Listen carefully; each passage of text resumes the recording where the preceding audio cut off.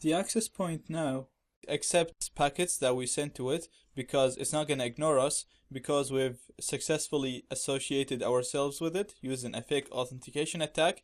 Now we are ready to inject packets into the access point and make the number of data increase very quickly so that we can decrypt the WEP key. So the first method of packet injection that we're going to talk about is ARP request replay. In this method, we're going to wait for an ARP packet, we're going to capture this packet, and we're going to inject it into the traffic.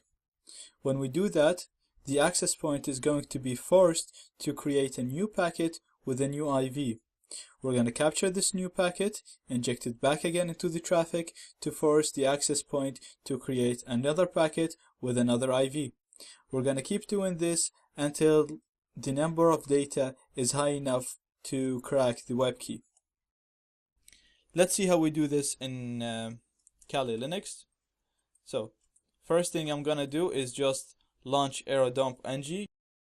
I'm just gonna add a write to it, and let's call it this time ARP request reply test. And that's it running, and you can see that the target network has 0 data, so it has no clients associated with it and there's no traffic going through, so it's not useful. We can't crack its key. First thing we're gonna do is we're gonna do a fake authentication now, and as you can see, the fake authentication was successful and the auth has changed to open, so we can start injecting packets into this network and it'll accept our packets when we inject them. That's going to lead us to our third step, which is the ARP request reply step, where we will be injecting packets into the target network, forcing it to create new packets with new IVs. So the command is going to be, just paste this now, very similar to the previous one, just instead of fake auth, we're gonna say ARP replay. I have an extra IR here, so ARP replay. Yep. Okay, and then instead of A, we're gonna have V for BSSID. So the first command here we did was just an association command, so that we can associate with the network and we can start injecting packets without being ignored. Here.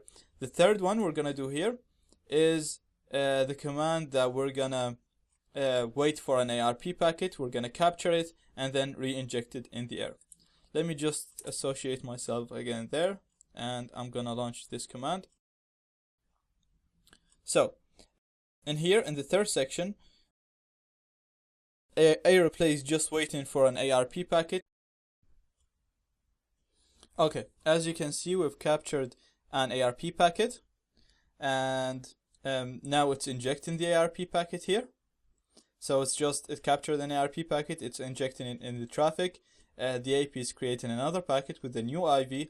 We're receiving it, injecting it again, and we're just doing this over and over again. You can see the number of data has already reached 9,000. I'm just gonna launch aircrack-ng now. I think by the time I launch it, I'll be able to crack it.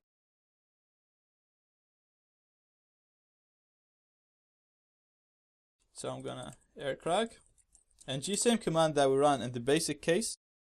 Let's just see lsstar.cap, and it'll show up for us. Yep, so that was it. So aircrack-ng, file name.